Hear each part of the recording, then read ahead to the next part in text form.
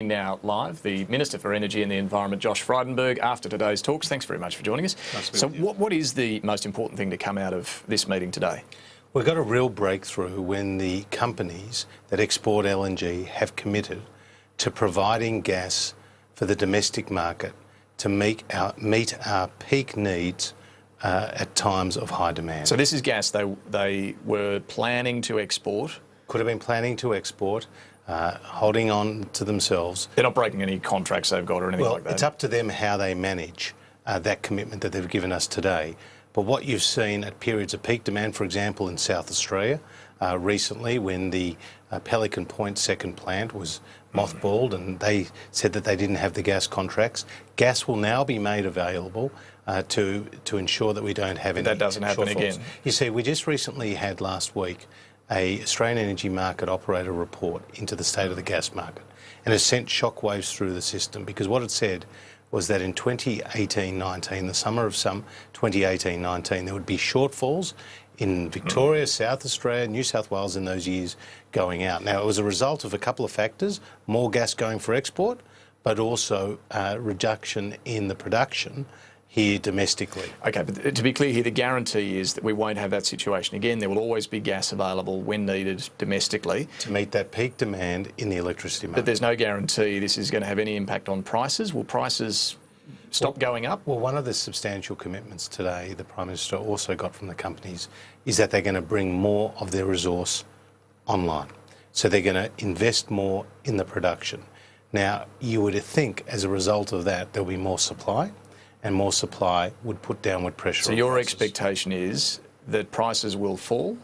Well, our hope would be that occurs, and what we're now going to see, David, is those companies work through with the government. There's going to be another meeting in 1 month's time to ensure more gas into the market. You see, gas is an absolutely critical transition fuel. It's about 20% of our electricity needs, and it's very important to the manufacturing sector. Okay, we'll see what happens with prices, but if you've now got this guarantee, and this is the most important thing, as you say, that they're not going to have this shortage that we saw in South Australia happen again.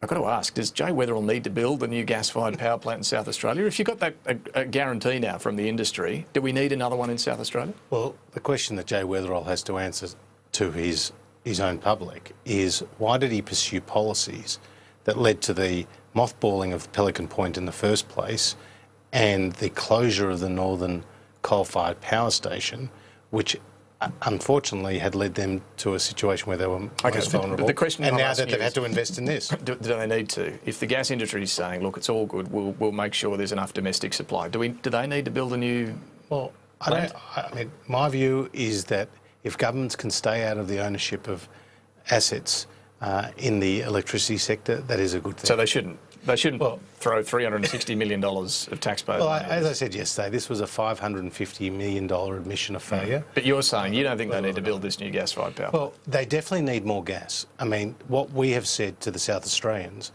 is forget all your bluster about your 50% renewable energy target providing the stability that your coal and your gas previously did. You need more baseload power. You need more storage. Fortunately, they've taken a few steps in that regard. How they do it and at what cost to their taxpayers is a question for them. All right, but is there an argument that more needs to be done from your government to bring down energy prices across the board, not just gas, but across the board, to encourage the sort of investment in gas-fired power plants through things like an emissions intensity scheme? Well, we've made clear we're not going down the path of the emissions intensity scheme, and I noticed that Penny Wong had called it a mongrel of a scheme herself and a smokescreen when she was actually the climate change minister for the Labor Party. But what we do recognise is gas is an important transition fuel, and we do congratulate the Weatherill government for deciding to give some of the royalties to the landowners who could potentially encourage this kind of investment in gas production. That's a good thing. The Prime Minister's been talking about it. Final one for you. Your colleague Craig Kelly on Sky News this afternoon said he will argue in the party room next week that the RET should be frozen. Now, he's not alone, as you know, but what's your response? And it's not a new position from him. No. But what do you say? Well, our position, David, is that the RET was agreed some 18 months ago, and it does provide an incentive now for further investment in renewable energy. It also does cost the consumer. The Australian Energy Market Commission's made clear that's $63 a year for the average household. But if we were to say that we were going to remove the RET, and Nick Xenophon's given no indication that he would agree, you need legislation, what you would do, unfortunately, is drive up the costs of those renewable energy certificates, which would become, in effect, an increased tax burden on companies operating in the energy sector, which means consumers pay more. So I don't think that's the way forward for us. We've said we've got no plans to change it. All right. Minister for Energy and the Environment, Josh Frydenberg, thanks very much for that this afternoon.